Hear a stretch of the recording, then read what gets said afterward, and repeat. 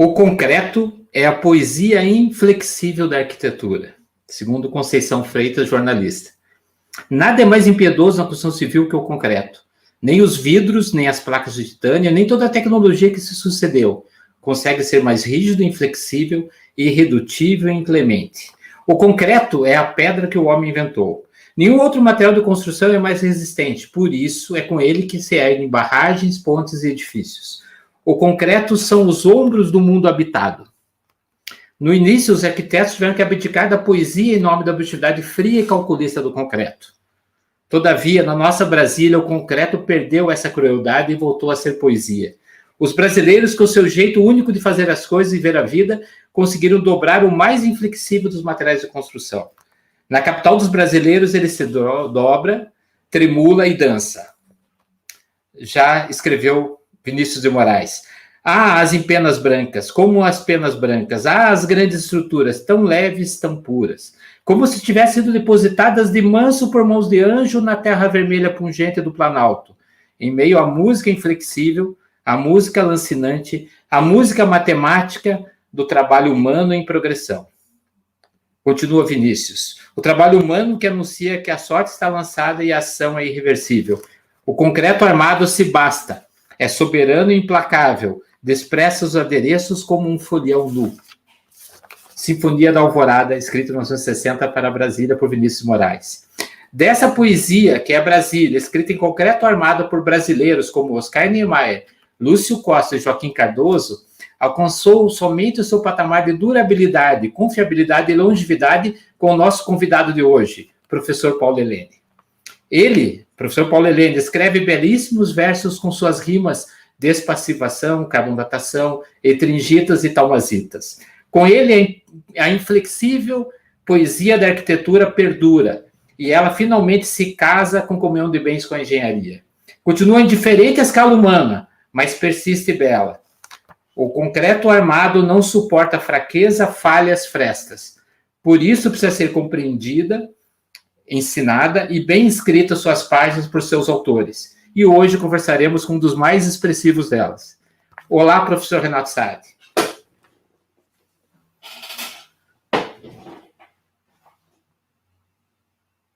Opa, eu estava com o microfone desligado. Vamos lá. Olá a todos, olá Paulinho, muito bem-vindos a mais um podcast dos autores da engenharia. E hoje nós temos essa poesia que o Paulinho fez, né? Leu algumas poesias de outros autores e fez em especial ao nosso convidado, professor Paulo Helene. E ninguém melhor aqui para apresentar o professor Paulo Helene do que um parceiro dele. Então eu vou convidar o professor Rafa Souza, ele vai fazer uma introdução para o professor Paulo Helene e a gente já vai, na sequência, conversar com ele. Quero saudar a todos, professor Roberto Falcão-Bauer, Orlando, Jadson, professor Zé Ramalho, pessoal todo que está aqui, Anne Brown, Pedro Mikolski, Paulo Sérgio Ferreira de Oliveira, teu homônimo, né, Paulinho? Então, todos sejam muito bem-vindos. Então vamos apresentar aqui o nosso autor de hoje através de uma homenagem do professor Rafa, que não vai poder estar, porque ele está dando aula, mas ele deixou gravado para nós. Olá, meu nome é Rafael Souza, estou aqui para falar do nosso convidado, dos autores da engenharia, do Renato e do Paulinho. Uma honra poder falar do professor Paulo Helene, o nosso convidado de hoje. Eu conheci o professor Paulo primeiro através dos livros, né? Enquanto eu ainda era estudante de engenharia civil aqui na Universidade Estadual de Maringá. Acabei indo para a Escola Politécnica para fazer meu doutorado e por lá eu sempre vi o professor Paulo passando, né? E sempre me lembrava daquele autor do livro que agora eu tinha a possibilidade de estar tão perto, né? Mas naquela época ainda como estudante, com aquela timidez natural ainda da fase pós-adolescente, né, início de vida adulta. Então eu vi o professor Paulo passando, mas nunca tivemos um contato, a possibilidade de um contato, né? Era como se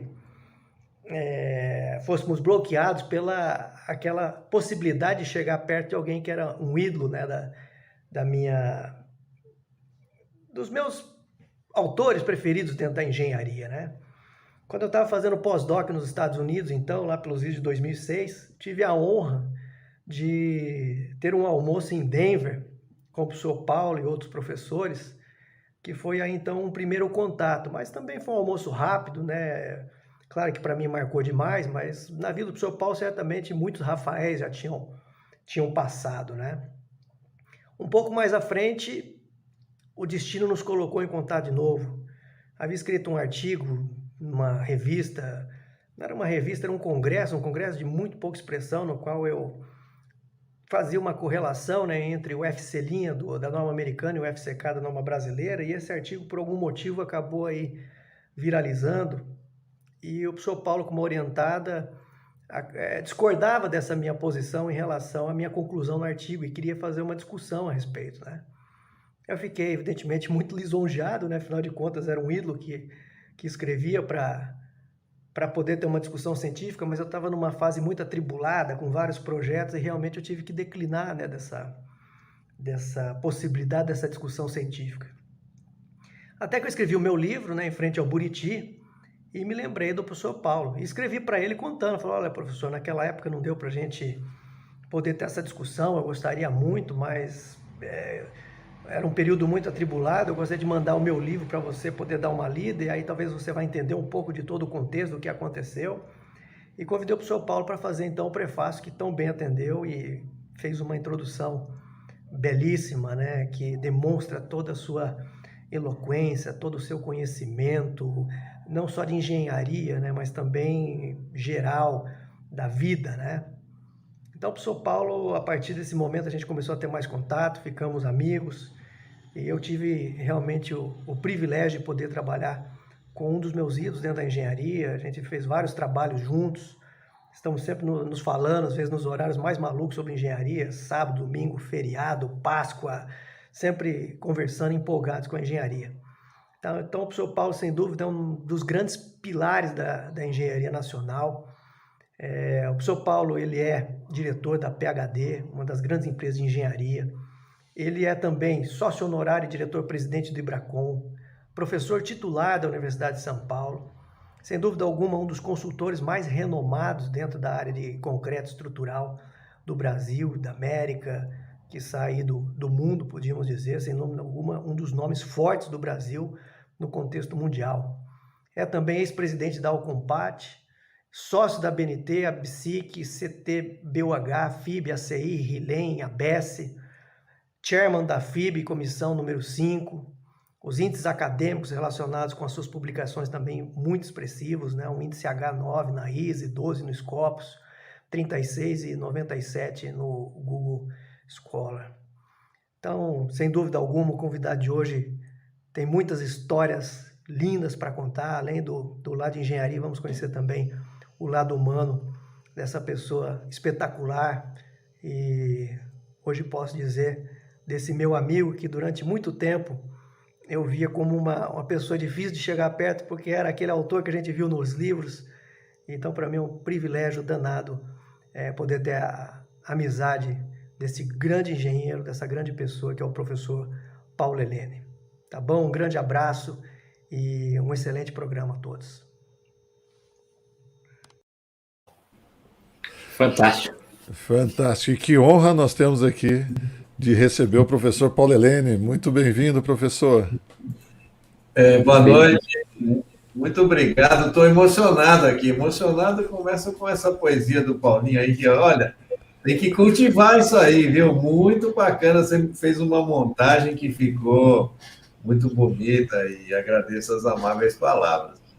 E o querido professor Rafael Souza, né, de Maringá, hoje colega, amigo de trabalho, nossa, um profissional de mão cheia, que também falou umas palavras lindas aí, nem todas verdadeiras, mas muito lindas.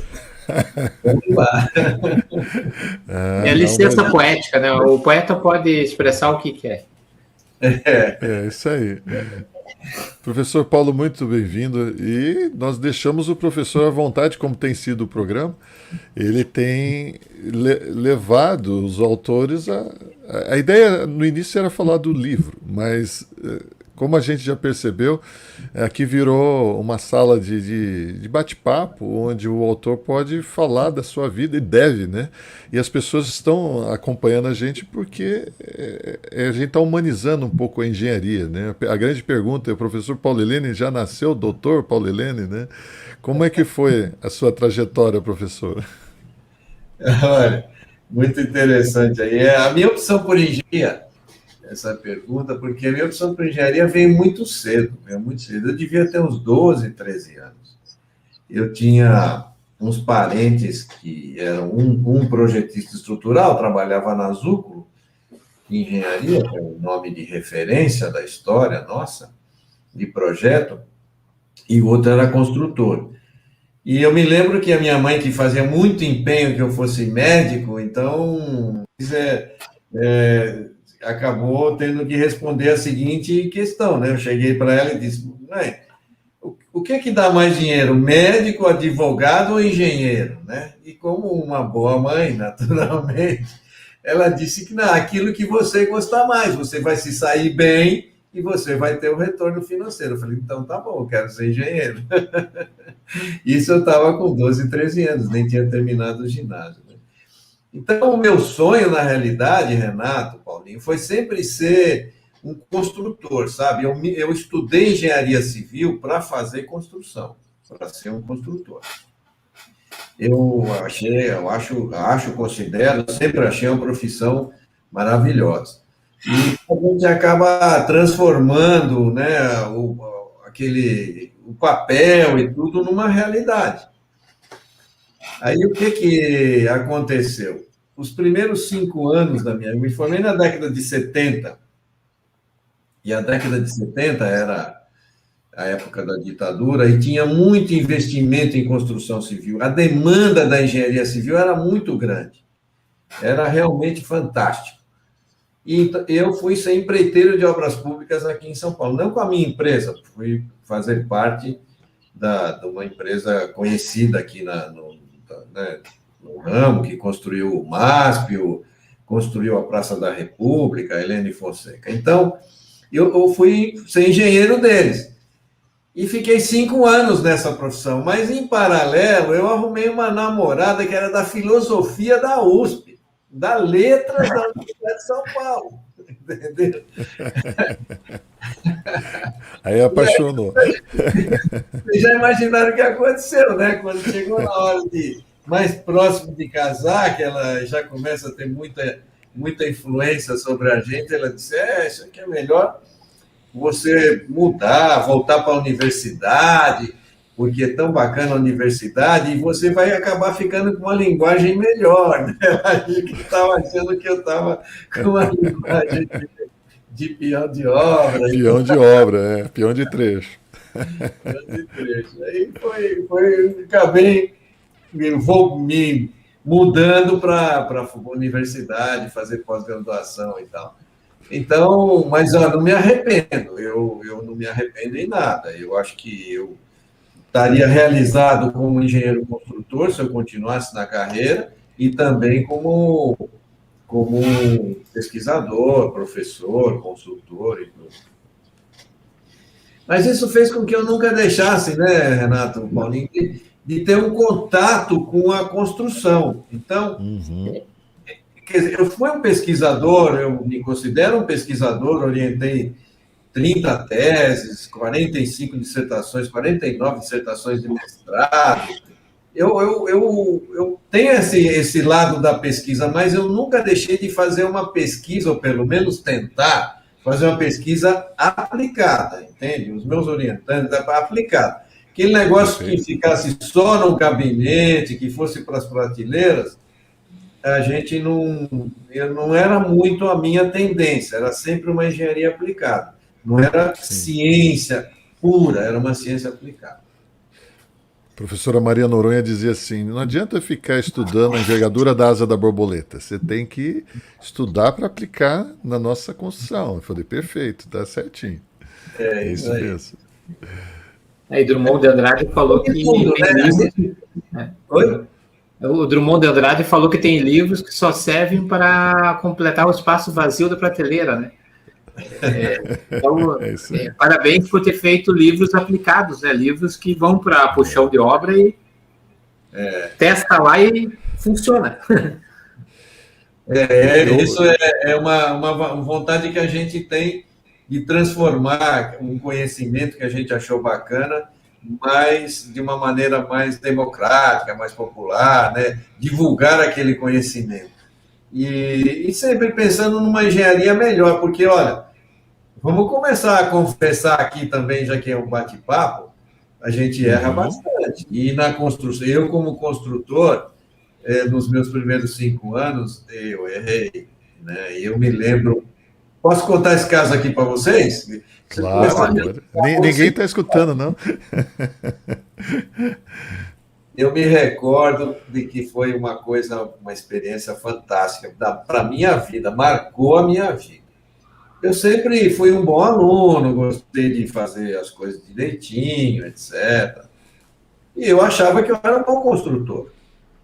E naquela época, aqui em São Paulo, tinha a prefeitura e o Estado faziam muitas escolas, muitos grupos escolares, muitas escolas municipais e tal. E às vezes chamavam um arquiteto famoso, ele projetava, e aí eles construíam a mesma escola, o mesmo projeto arquitetônico e estrutural, 2, 3 vezes, repetidamente. Bom, eu era engenheiro de uma delas, e tinha mais outras 2 que eram outros engenheiros, outras empresas.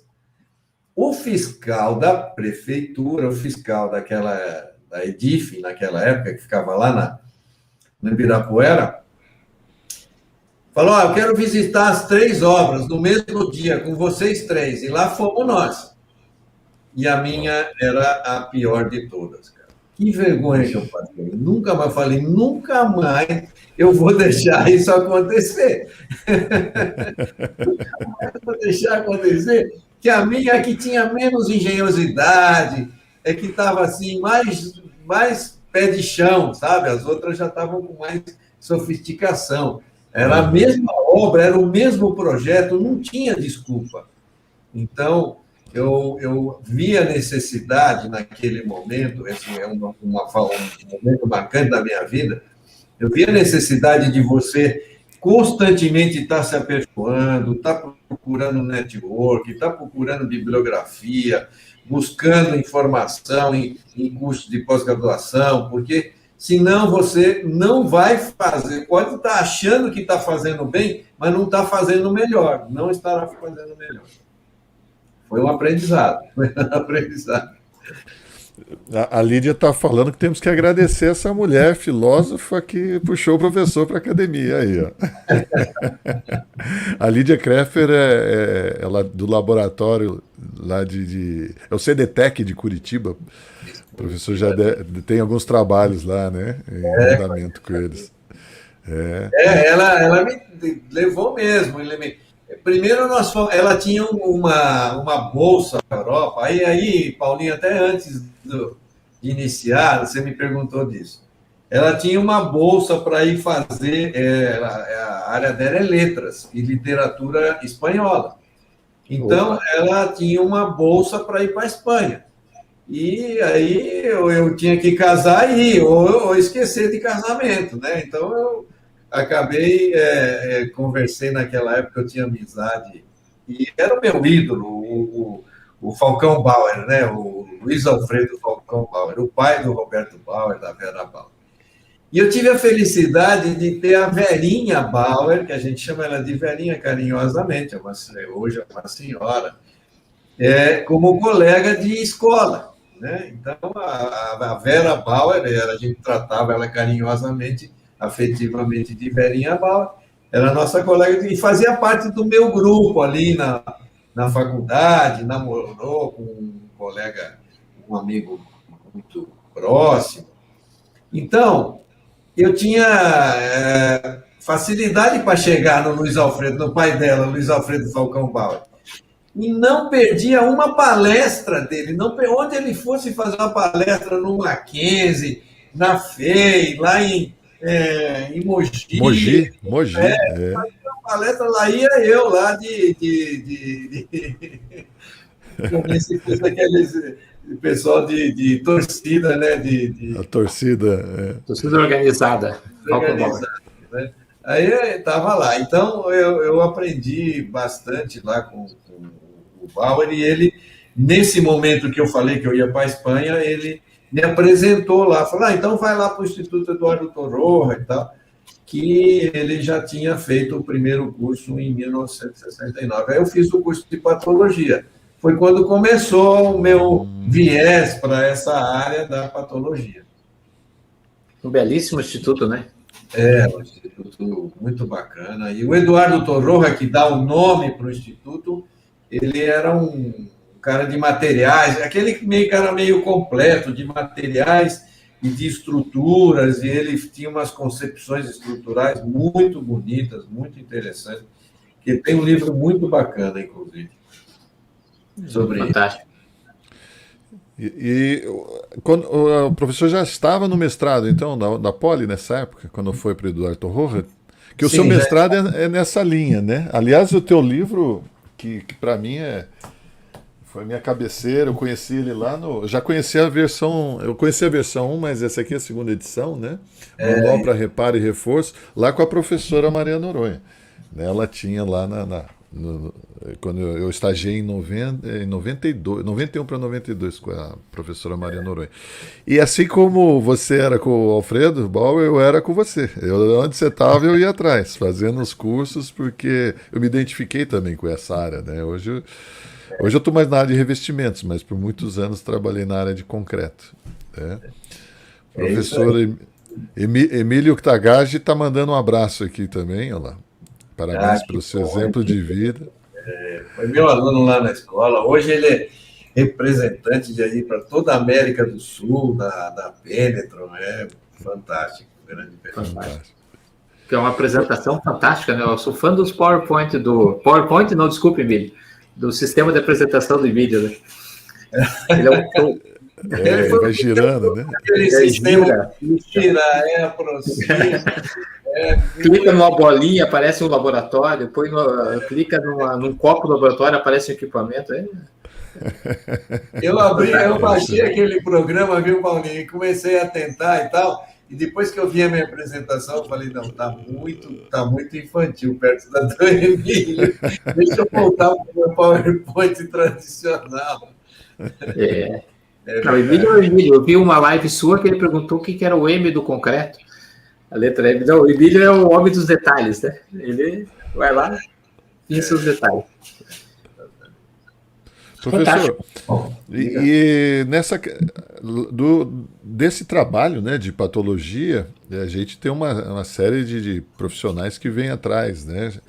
Tem o professor Carmona, já o saudoso Giannichian, né? Gaspar, eu acho que é Giannichian, né? O sobrenome dele. Exatamente.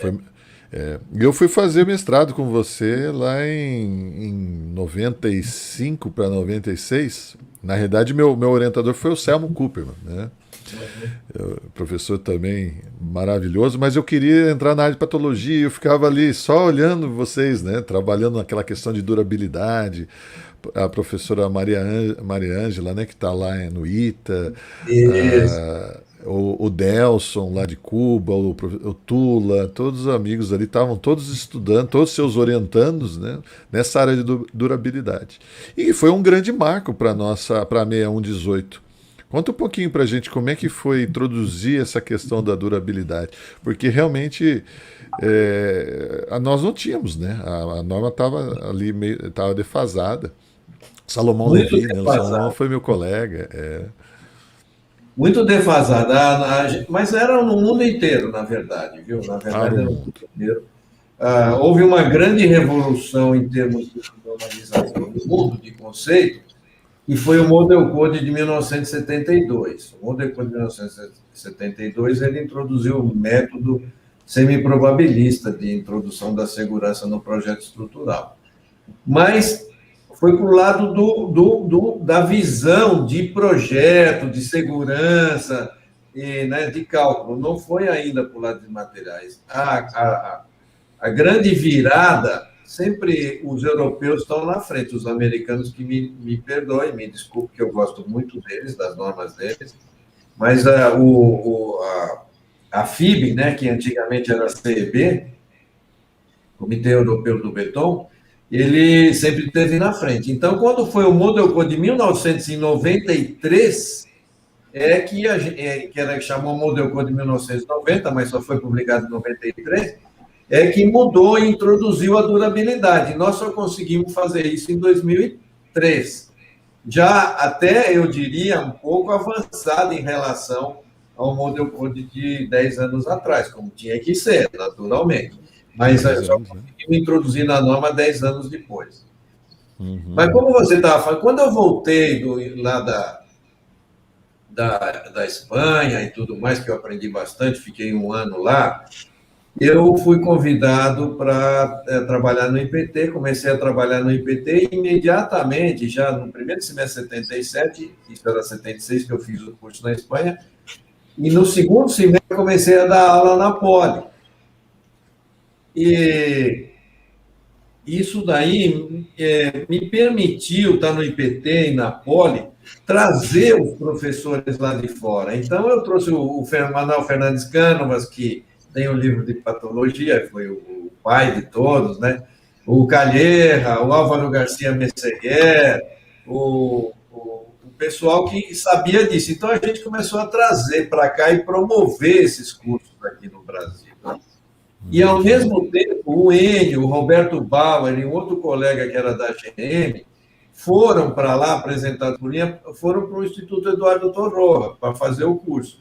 E o Carmona foi em 1985, também por influência minha e tudo mais, o Carmona pai. E todo esse pessoal, então, já começou a criar um grupo de patologia, né, que é o que você está falando. Depois vieram os meus orientandos. Aí foi interessante os meus orientandos, porque... Mas deixa eu só falar uma coisa antes que precisa falar. Em 85, o Carmona foi para lá e fez o 100 com 85 na Espanha, nesse curso de patologia. E constituiu, junto com uma venezuelana e um argentino, tiveram a ideia de montar uma associação latino-americana de patologia e fundaram a Alcompat. Fundaram a Alcompat em 1991, 6 anos depois do curso deles, que eles se encontraram lá. E me convidaram para participar disso e tudo mais. Então, foi um marco. Aí o Carmona tem um visionário. Ele e os colegas lá da Venezuela e da Argentina que montaram essa associação, que hoje é bem difundida. Está fazendo 30 anos esse ano, hein? Está fazendo 30 anos. 30 anos, exatamente. Alcompat. O Alcompat não é só concreto, né? Ou quando ele foi... Não, ele é tudo. Você falou bem, é todas as áreas. É que a área de concreto acabou ficando mais organizada e tal, mas é qualidade, enfim, alvenaria, revestimento, pisos, que o Paulinho... Você precisa ir para lá, Paulinho, para fazer uma área boa lá de pavimento. Lá de pisos. Acho que o Dai está na diretoria nessa última diretoria, né? O Cezinha Dai. Ele é o presidente hoje da o presidente, né? Que bacana. E a gente tem essa carência, viu? Renato, você também, com a parte de revestimento, tem muita... Por quê? Por que fala de concreto lá? Fala de concreto porque a gente não sabe falar né, de outras coisas. Mas se indo, né? Porque você tem um grupo também com a Maria Alba, né? Temos, a Helena Karasek, a Ângela Massueiro, sim. Exatamente, a Ângela. Tem espaço na Alcompat, tem espaço, porque a gente precisa da dimensão completa que ela tem, que é muito maior do que concreto. É verdade. Aí o professor volta para o Brasil, começa a formar os grupos. Fala um pouquinho daquela turma, aquela turma muito maravilhosa, né? São amigos até hoje. Eu voltei para o Brasil e esse assunto da Alcompat, o que aconteceu? Como ela, cada 2 anos, e cada 2 anos era num país, a gente foi fazendo amizade. Isso não tem preço, isso daí, vocês sabem muito bem. E os colegas jovens que estão me ouvindo, não deixem de participar, sabe, de associações, de eventos e tal. Por quê?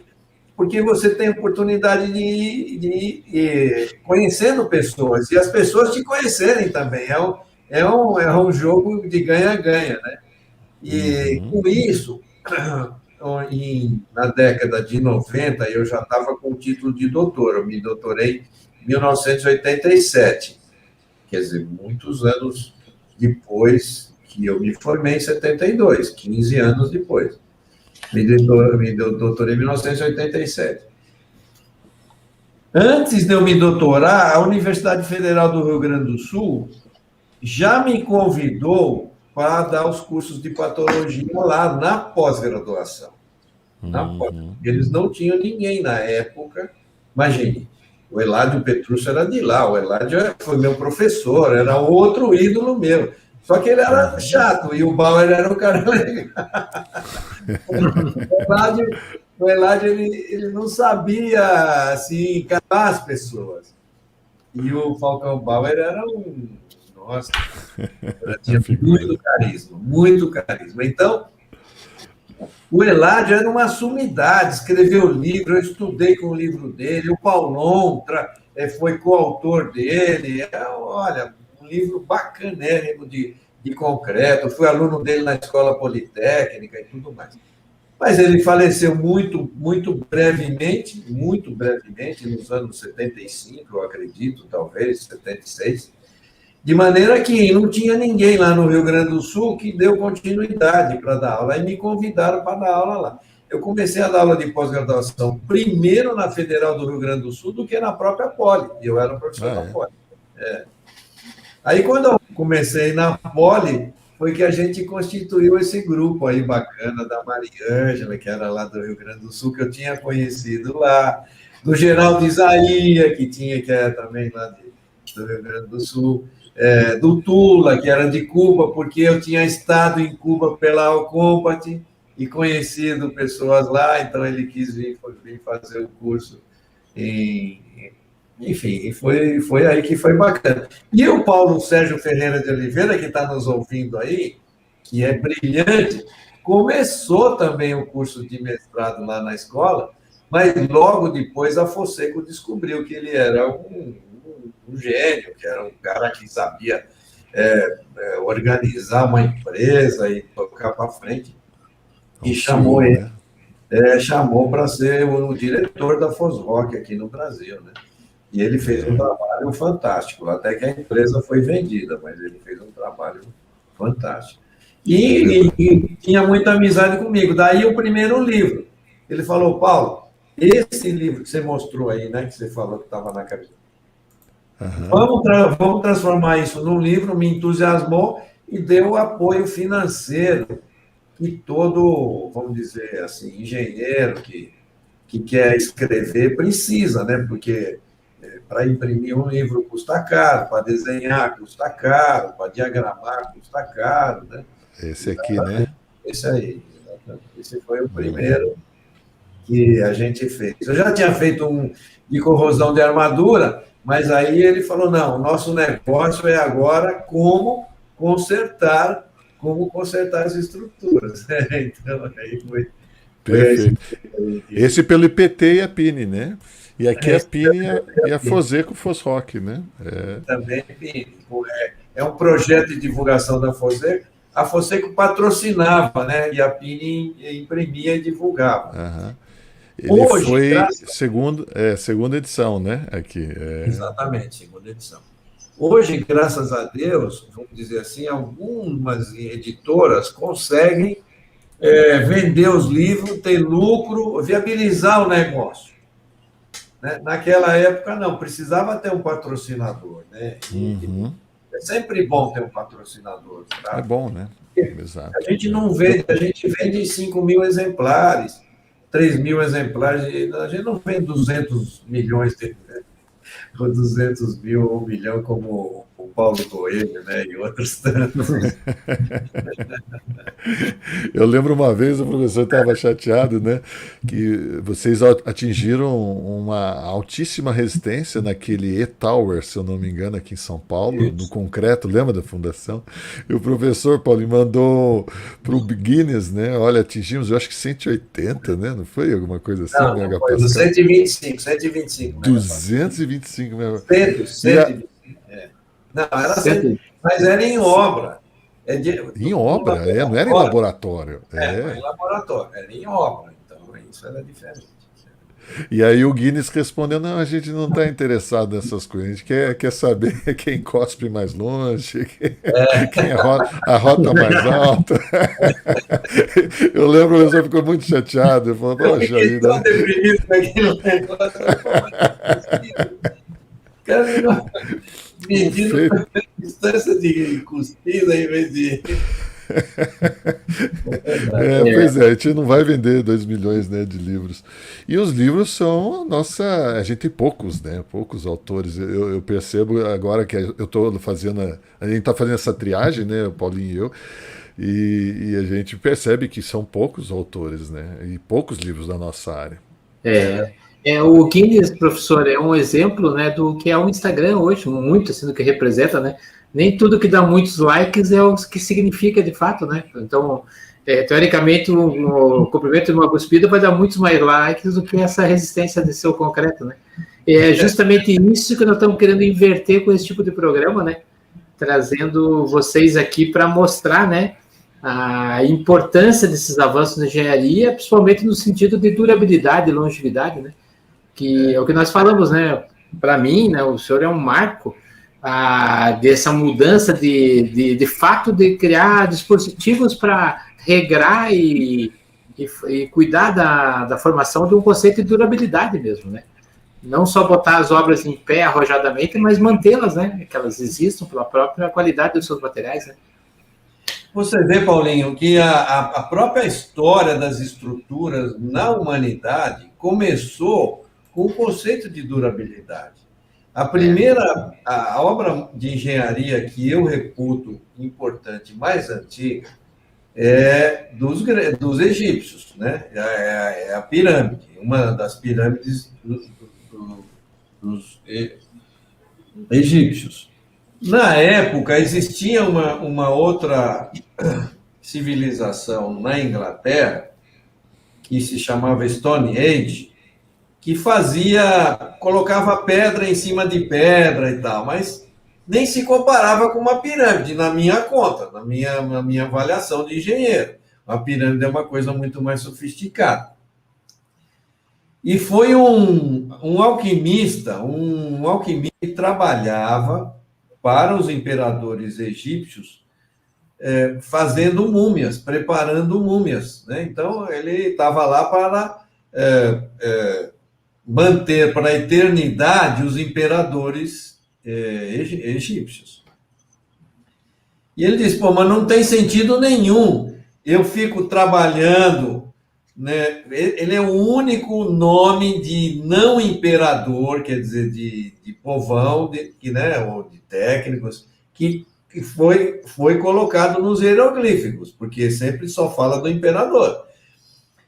Justamente porque ele foi capaz de não só desenvolver as técnicas de mumificação, como também de construir e projetar a primeira pirâmide de pedra, porque os mausoléus até então, não eram de pedra, não eram duráveis.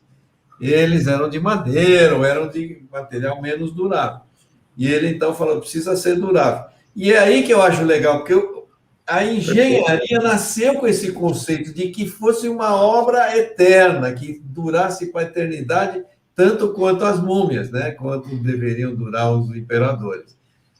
E isso se perpetuou, porque quando os gregos constroem com rocha, quando nós temos uma catedral de Notre Dame que não cai com incêndio, só cai o telhado, né? Que resiste, porque ela é toda em rocha. Então, esse conceito de durabilidade veio. Depois a gente esqueceu esse conceito, mas o próprio nascimento do concreto, eu acho que isso também é bacana falar. O Jacques Rennebick, que patenteou o concreto em 1892, na Suíça, ele vendeu o concreto, o sistema construtivo de concreto, com a seguinte jargão, né? Você não vai ter mais colapso com incêndio. Porque até então, as forças da natureza, furacão, terremoto e incêndio, que era os que destruíam as estruturas, né, ao longo dos anos. A gente sabe, por exemplo, o Farol de Alexandria, uma obra de engenharia maravilhosa, foi um terremoto que destruiu. Londres pegou fogo a cidade inteira, Roma pegou fogo a cidade inteira. Então, essas coisas, e a estrutura metálica não resistia ao fogo, a estrutura de madeira não resistia ao fogo. Então, ele disse, não, agora eu tenho um material que resiste ao fogo, né? Ele vendeu assim. Não é bem verdade, aqui no Largo do Paissandu, ali, o edifício de concreto colapsou, né? Não era para colapsar e colapsou. Mas ele vendeu com essa imagem. Então, eu quero dizer que a gente esqueceu isso. Não sei, num determinado momento, a gente começou a achar que aquela pedra artificial, que é maravilhosa, que a gente consegue misturando um pozinho com água, imagine um pozinho com água, e depois de 28 dias eu tenho um granito que levou milhões de anos na natureza para ser feito, eu consigo em 28 dias, né? É uma bênção, é uma coisa fantástica. E é isso, a gente achou que ele seria sempre durável. É que nos esquecemos. E quando a gente coloca água, a gente pode fazer um arenito, pode fazer um calcário poroso, ou pode fazer um granito. Depende, né, do conhecimento. E aí foi aí que a gente pecou um pouco, e isso teve que voltar na década de 90. Gente, é impressionante. Década de 80, pesquisa, década de 90, normalização nessa área de durabilidade. E daqui, de lá para cá, é busca de modelos de previsão de vida útil, que não é fácil. Modelos de previsão.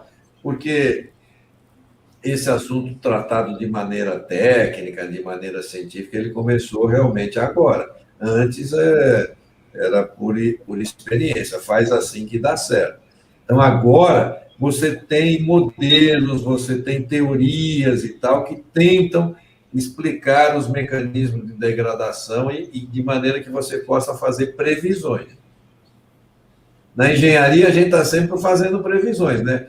Eu projeto, uso aqueles modelos de cálculo, de momento fletor, flecha e não sei o que mais, para quê? Para prever como é que vai se comportar depois de 50 anos, para construir para que e com segurança.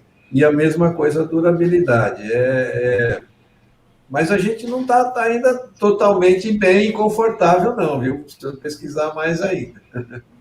Mas melhorou bastante, né? O cenário está convergente, né? Vamos ser otimistas, né? Está melhor, a consciência está maior, e é um conjunto de fatores que estão trabalhando para que haja mais consciência. Hoje, não todas, mas uma grande maioria das construtoras estão preocupadas com isso, os engenheiros estão preocupados, percebem que numa determinada situação precisa chamar um consultor para ajudar, é verdade, é um fato. Perfeito. No conceito de sustentabilidade, né, que a gente vê desde os tratados europeus, né, sempre se teve que formatar o conceito de sociedade, né, porque tudo é bonito, mas custa, né. A manutenção tem um preço e ela tem que entrar no orçamento dos donos da obra, né. No caso, praticamente ela só acontece na hotelaria, por exemplo, nas indústrias, onde o dono utiliza. Agora, nos prédios, eles são abandonados, né? Os condomínios praticamente, por muito tempo, não fizeram manutenção, né? E as obras públicas também, né? Então, essa ideia do fomento também é importante, né? Eu acho que é um dos pontos que vai muito vai precisar um dia, professor, o que o senhor acha? Um parecer de Kyoto, a sustentabilidade das nossas obras? Vai ter que existir um acordo econômico? Vai ter que existir uma coisa. Não, vai ter que ter uma conscientização que você tem que fazer isso que você falou. A análise do ciclo de vida, né? Fazer a análise do ciclo de vida, porque realmente você imaginar só o custo de implantação e esquecer do custo de manutenção não é razoável. Não é... É o que eu tenho falado muito, professor, que as construtoras entregam, em geral, hoje, pela acho que 14037, um manual de uso da edificação, mas falta a engenharia fomentar o plano de inspeção predial com valores, porque precisa ter verbas projetadas para fazer essa manutenção periódica, né, para monitorar obras de frente para o mar, né, as velas, todos aqueles estudos lá, custa dinheiro, precisa ter planilha orçamentária para isso, né? E isso deve começar na entrega do imóvel. O que o senhor acha? É verdade. E você viu lá o que aconteceu em Miami, né? Nós todos vimos, né? Não é um prédio invadido, não é um pessoal de pouco recurso, ao contrário, de bom nível. Falta essa consciência de estar sempre fazendo a manutenção adequadamente. E eu diria mais também, viu, Paulo? Porque evolui muito o conhecimento. O conhecimento evolui. A gente, às vezes, o engenheiro civil compara, e eu sinto isso sempre na minha carreira, eu sempre senti isso daí. Comparar, puxa vida, mas o computador evoluiu mais rápido, não sei o que. Eu falo, não, tudo bem, evoluiu, mas a construção civil, a forma de projetar, os materiais também. Se você deixar de olhar para ontem e olhar para décadas, a gente mudou muito, a gente evoluiu muito. Quando eu me formei, para vocês terem uma ideia, não existia concreto bombeado, concreto projetado, concreto com fibras, não existia aditivo para concreto. Quer dizer, gente, é uma geração, eu estou ainda vivo, quer dizer, e eu já estava com os meus 20 e tantos anos quando me formei. Então, é importante a gente ver que mudou, evoluiu e para melhor. É que, às vezes, a gente não tem o conhecimento suficiente para usar corretamente. Né? Exatamente. E o professor tem feito um trabalho bacana, né, de divulgação, não só desse conhecimento, como chamando a atenção desses acidentes. Né? Sempre tem algum acidente, a gente vê que o professor está ali tentando entender as causas, chamando a atenção, esse de Miami, aqui do Paysandu, aquele incêndio, né, que ele implodiu, né, basicamente. Esse trabalho tem sido uma constante, né, Paulo? Aquele do Paysandu foi interessante, porque quando... você não imagina, eu amanheci naquele dia, era o 1º de maio de 2018, o dia do trabalho, tá, lá, né? Verdade. Aí era feriado, e eu levanto cedo, o velhinho levanta cedo, então... Liguei, ele estava na cozinha, tomando um lanchinho ali, vendo umas frutas. Liguei a televisão e vi aquele negócio. Já levei um susto enorme, né? Fiquei paralisado na frente da televisão. Depois de um tempo, lá pelas 10 horas, mais ou menos, me liga uma repórter da BBC de Londres. Professor e tal, aqui eu sou fulana de tal, tem aí a sua referência. Viu aí esse prédio que caiu no centro de São Paulo? Eu falei, sim, eu vi, eu estou assistindo aqui. Então, por que caiu? Entendeu? A gente fala assim, é a mídia, não é a mídia, é a sociedade, e ela precisa a resposta da engenharia. Ela precisa a resposta da engenharia. Eu fico chateado, porque a maioria dos meus colegas tem aquela tendência, não se pode falar nada, não deixa, vamos estudar, vamos... E não é assim, dá para a gente fazer hipóteses, dá para a gente... Só não pode a gente acusar, né? Acusar, dizer que é isso, que é aquilo, acusar um ou outro colega, mas você fazer conjecturas, hipóteses, levantar hipóteses, discutir essas hipóteses, elas são importantes e elas esclarecem a sociedade, porque a sociedade, às vezes, está querendo uma resposta. Esse negócio de Miami, eu recebi muitas consultas e até de parentes, de amigos aqui no prédio onde eu moro. Mas isso lá que aconteceu lá pode acontecer aqui no nosso prédio, sabe? E você precisa... É uma grande pergunta. Não é verdade? Você precisa explicar. Eu estou dando uma causa aí de alguns milhões de reais envolvida. Aí o título está lá junto, onde os moradores me perguntam isso, mas você acha que vai cair, né? Vai acontecer igual Miami? Então, eu sou a favor, viu, Renato e Paulinho? Nós não podemos nos emitir. Tem alguns colegas que falam, pô, o cara quer aparecer, o cara que está querendo aparecer, tá isso. Não é, gente. É ter a coragem mesmo de fazer uma hipótese errada, paciência, todo mundo sim, mas deixar bem claro que são hipóteses que você levanta. E você esclarece corretamente. Porque se a gente não esclarecer, eu já vi coisas escabrosas ditas por bombeiros, não porque ele não tem a especialidade da engenharia. Então, quando ele fala da estrutura, ele não fala bem, né? Você sabe, até é motivo de piada, né? Que um camarada que estava passando, perguntaram para ele e começou a falar, né? Ele não era nada, né? Engenheiro, nem da obra, nem do bombeiro, nem nada. Então, a sociedade é ávida por informação, de qualidade. Se não tiver de qualidade, ela vai consumir informação sem qualidade. E isso é uma pena, é uma lástima. Fantástico. Não, é perfeita a resposta, né? Ainda bem que foi a BBC, né? Podia ser daqueles passinhos do Grilo, né? Então, mas é importante, né, que que a engenharia tenha respostas, né? Exatamente. Mas aí... Se aquele não respondeu, os outros respondem, né? Exatamente.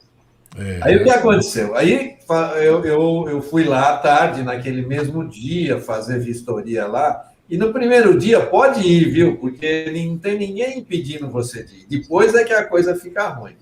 Então, no primeiro eu entrei lá, fotografei e tudo, né? Bom... Vou contar para vocês, já que estamos aqui falando... Não, estamos só nós, só íntimos, pode ficar só nós três aí. Tem amigo seu na sala. Aquele edifício é um marco da arquitetura de São Paulo. Primeiro edifício com fachada de vidro, etc, etc. E não achamos o projeto. Logo que eu vi aquilo, a gente tem uma rede de amigos, então a gente começou a se falar de engenheiros, começou a se falar para saber, que aliás eu quero colocar vocês, né? Vamos somar aí também. Começou a se falar, e aí começou a aparecer, tem uma tese de doutorado lá na FAO que fala do edifício, tem uma revista de arquitetura que fala do edifício. A gente foi levantando essas informações. E por incrível que pareça, inclusive na tese, em todas elas diziam que era uma estrutura metálica. Olha vocês, diziam que era uma estrutura metálica. Que coisa, hein? Então, às 3h da tarde, a moça me liga de novo e eu falo para ela que caiu porque era uma estrutura. Cara, às 4h eu estava lá nos escombros. Às 4h eu estava lá no escombro, não achei uma coluna de ferro, achei tudo de concreto, os pilares de concreto. Meu Deus do céu, que desgosto aquilo. Tive que ligar para ela e falar, olha, eu errei, nós temos que mudar essa informação, porque não era metálica, é de concreto. Né, e eu não sei por que caiu em 1h. Eu vou descobrir. E foi aí que eu fiquei com vontade de descobrir. Mas vocês não imaginam o que é um trabalho para entrar numa obra onde houve mortes de pessoas, né? Onde houve falecimento. Entende? A polícia não deixa, o bombeiro não deixa. Olha, era uma luta. Por sorte, o secretário de infraestrutura da Prefeitura de São Paulo era o Vitor Ali, Vitor, meu colega de departamento lá na Poli. Ele que estava à frente do... Ele falou, não, Paulo, isso daí é da minha jurisdição, eu vou deixar você entrar na obra e tirar pedaços para fazer exame. E cadê o dinheiro para fazer essas coisas? Né? Aí não tinha dinheiro. A prefeitura, ninguém tinha dinheiro.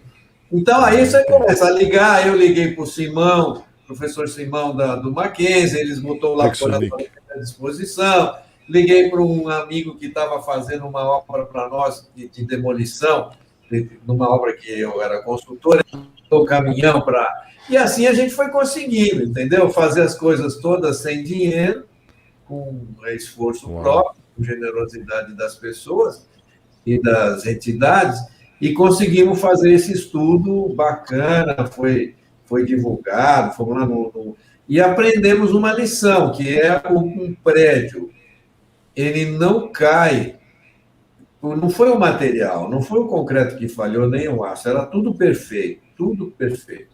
Era um projeto que, numa situação, ele não tinha simetria, numa situação de calor, onde as peças se dilatam, ele dava uma torção, ele acarretava uma torção, porque tinha um prédio no fundo, que é o edifício Caracu, que era uma barreira. Quer dizer, uma barreira, ele só podia se deformar para frente. E ele se deformou torcendo. E, com isso, ele rompeu os pilares da escadaria e do posto de elevador, que eram os mais rígidos. A torção chegou a 10 vezes mais do que a normal de projeto, entendeu? Que teria com o vento, com tudo. Então, a gente fez esse modelo e explicou. E hoje, vários colegas, e a gente já está revisando, vai entrar em revisão a norma 15.200, na qual a gente pretende incluir um item que verifique, né, para uma variação de temperatura de até 250 graus, verifique o comportamento da estrutura, se ela não vai acabar se deformando e dando problema. Mas, enfim, esses os casos. Agora, esse de Miami, é claro que eu já fiz os cálculos, já... Nossa, esse de Miami é tão maravilhoso, porque os americanos põem tudo a público, tudo. Você entra num site, do surf site de Miami, lá, da prefeiturazinha deles lá, aparece todos os documentos que já foram emitidos, antigos, novos, sobre a obra. Todos, sem exceção, o projeto estrutural, os relatórios de inspeção, as observações, o orçamento, as empresas, tudo é muito bacana, é de uma transparência fantástica aos americanos. E foi a mesma coisa nas Torres Gêmeas, viu? Nas Torres Gêmeas, mesma coisa. Quem quiser entra e tem todas as informações e todos os relatórios de investigação. Paulinho, eu fui visitar o professor Paulo Helene quando ele nos presenteou com o livro que vai ser sorteado e outros livros, né? E depois a gente vai falar um pouquinho desse livro. E eu vi uma biblioteca maravilhosa. Depois eu estava lendo lá no site da PhD que a biblioteca está aberta, né, professor, ao público que queira algum acesso, né? Agende, nós temos cafezinho, temos água, tá lá no site. E eu fui muito bem recepcionado lá, Paulinho. E o professor me mostrou a biblioteca fantástica, os prêmios, né, lá na sala de reunião. Depois me levou para ver os colegas que trabalham ali. E eu pude ver a organização do escritório. E pasmem, viu, pessoal? Tudo que o professor faz está aqui, deixei aqui o link, www.phdeengenharia.br. A biblioteca do professor está aberta, inclusive, para acesso. Se você entrar lá, você vai ver esse caso do Paysandu. Eu tive a oportunidade de ler, eu tive uma situação de incêndio, junto com a colega Cristiana Furlan, que está aqui nos assistindo. E a gente usou o material do professor como material de base para as pesquisas, né? Para que lado eu caminharia nos ensaios, né? Então, o professor tem feito um trabalho fantástico, né, da boa engenharia. Tem muito artigo, tem muita nomenclatura lá. Visite o site da PhD, vale a pena, Professor não tem nada. Às vezes as pessoas confundem, né, professor? Acho que a gente esconde. Não, lógico, a gente tem o nosso dia a dia, nosso pulo do gato, nosso conhecimento, que é nosso, da nossa experiência. Esse não tem como transmitir, né? Você vê num feriado, o professor está lá no meio do incêndio, no meio do concreto, fazendo tudo pelo bem da engenharia, e não ninguém, né, financeiramente ali. E isso é a paixão pela engenharia, né? É isso que a gente quer transmitir aqui para as pessoas. Então fica aqui o link da PhD, engenharia.br. A biblioteca do professor está aberta, ó, quem quiser. ENG, né, .com, PhDENG.br. Isso aí. Eu falei com, né? Não, é phd.ng, isso mesmo. ENG. Mas esse da biblioteca e tudo é muito importante. Quem usa muito são os colegas do Mackenzie, né? Na verdade, a minha mãe foi mackenzista, estudou e deu aula lá até se aposentar no primário, e eu sempre estudei no Mackenzie, só o curso de engenharia que eu fiz na Poli. Mas meus filhos estudaram no Mackenzie, então a gente tem sempre morei aqui na região, moro aqui do lado do Mackenzie, então quem usa muito são os colegas do Mackenzie, entendeu? Os alunos, os estudantes, eles realmente fazem uso da Bíblia, porque é confortável, é perto.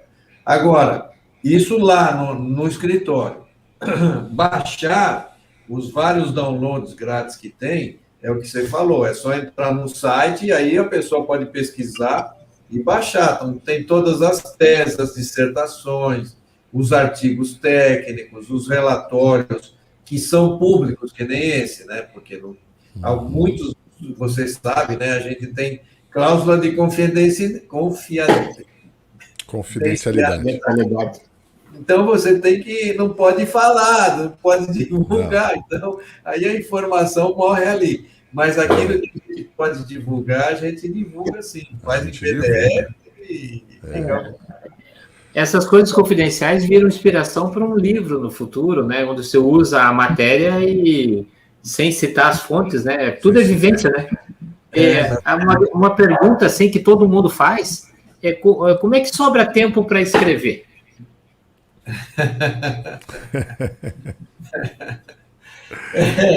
Eu acho que quem paga o maior preço aí é minha esposa, meus filhos, talvez meus amigos.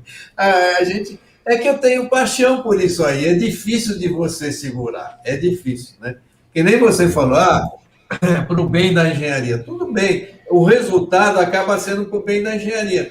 Mas eu não vou deixar de negar que o primeiro que está ganhando com aquilo sou eu, no sentido de aprender. Eu tenho muita prazer em aprender, sabe? Tenho muito prazer em aprender. Então, você pegar um caso que você tem que estudar, e ele é novo, etc., é muito, muito importante, para mim é muito importante, ir para os livros e tal. E escrever toma tempo, viu, Paulinho? Você falou, toma muito tempo, e não tem retorno financeiro, a verdade é essa.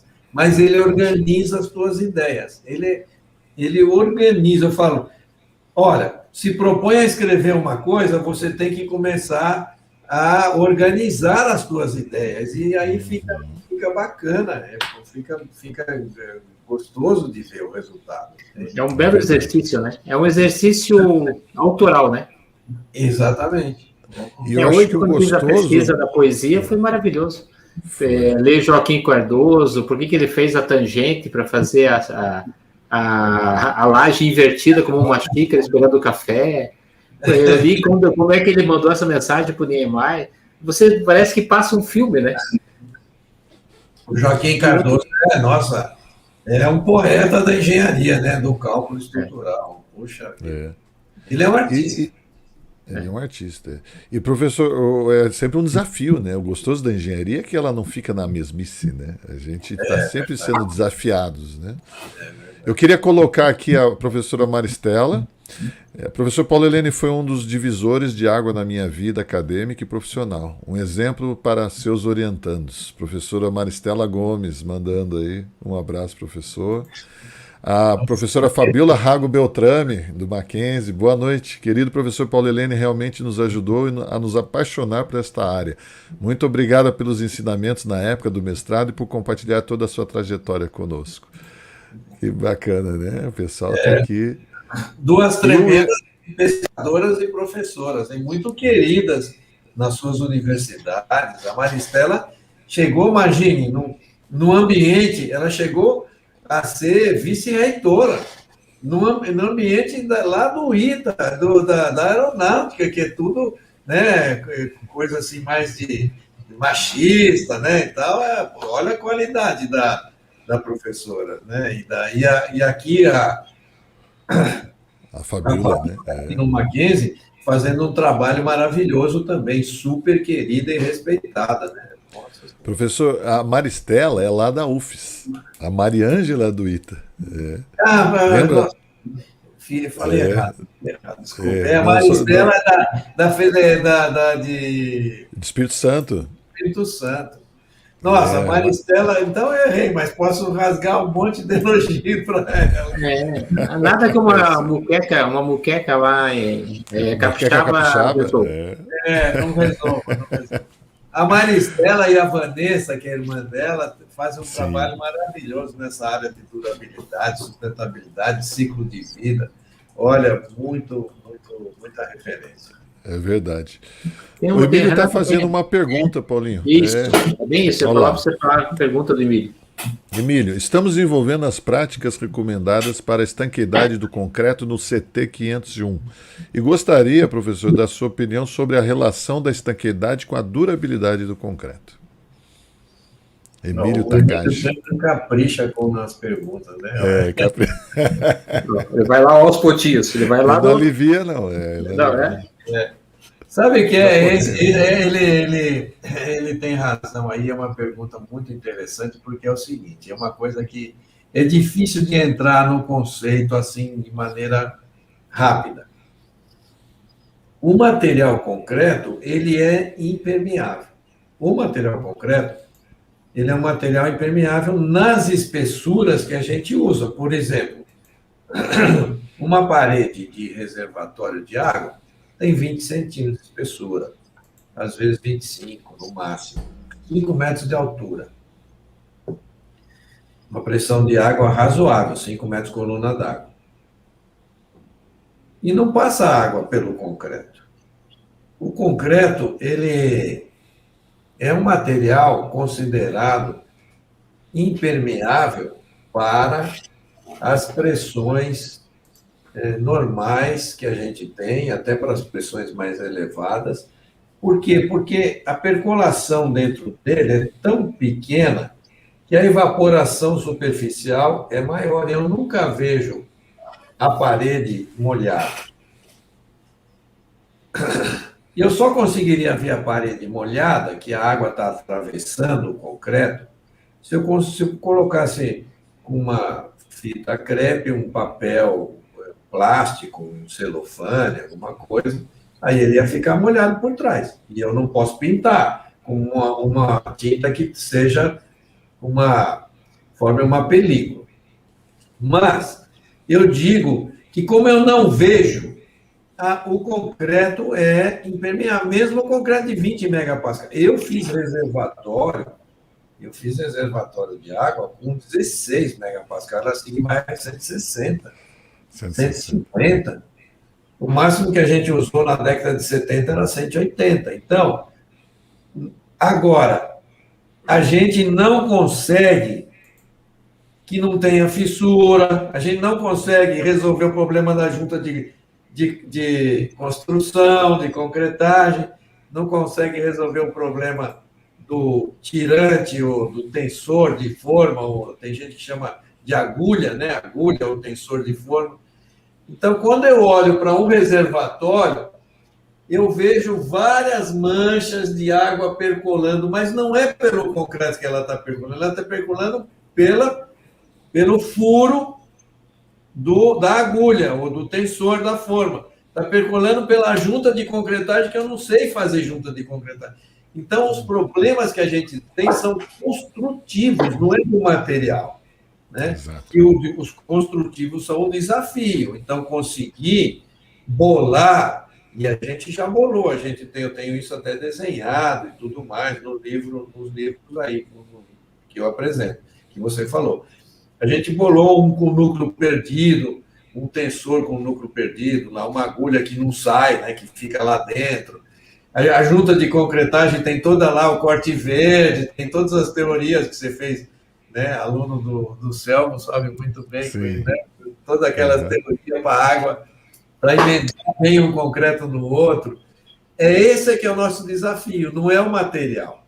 Então, o Emílio tem razão, porque, junto com o IBE, o IBRACON montou um comitê técnico do qual ele é um dos líderes, um dos cabeças desse comitê, para discutir como conseguir a estanqueidade das estruturas, né?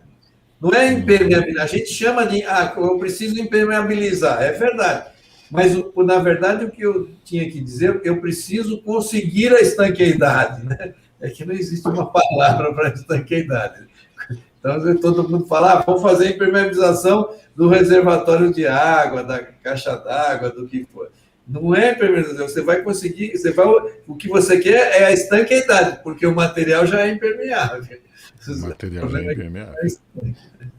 Essa é a diferença. Mas eu queria falar uma coisa para vocês, aí você falou que a gente fala, Renato, que a gente acaba mostrando o trabalho que faz sem esconder o leite. Eu acredito muito no seguinte, que é importante dizer isso daí. Eu formei 30 doutores. Pelo menos 20 deles são meus competidores, concorrentes profissionais. Pelo menos 20 deles, né? Alguns não foram para a área de consultoria e tal. Na área acadêmica, todos são, né? Então, o que acontece? Por exemplo, chega um momento que tem uma verba do CNPq, ou tem uma verba da CAPES, ou tem uma verba da FAPESP, e eu estou concorrendo com um doutor que eu formei, entendeu? Né? Quero a verba para ir participar do congresso, mas ele também quer, porque ele também vai no mesmo congresso. Mas eu acredito, eu me lembro, eu tive a oportunidade de ser consultor da ENCOL. E aprendi uma lição com eles que eu acho fantástica, que é essa lição e uma outra do professor Oscar Costa, que eu vou falar para vocês agora, porque eu faço questão que são coisas que marcaram minha vida, e vocês montaram esse programa aí para a gente ter a oportunidade de falar disso, coisa mais linda que vocês estão fazendo. Muito obrigado. Obrigado. A ENCOL tinha a política de o seguinte, eu não escondo nada, né? A maioria das construtoras esconde. A ENCOL falava, eu não escondo nada, porque eu só vejo a possibilidade de crescer se todo o mercado crescer. Se o mercado crescer junto, eu também cresço. Se o mercado demandar produtos melhores, mais sustentáveis, mais modernos, etc., é melhor para todo mundo. Essa era a política da diretoria da ENCOL. E eu aprendi isso lá com eles. E aprendi com um professor meu, chamado Oscar Costa, foi o que eu mais gostei na escola, e foi o meu orientador na época.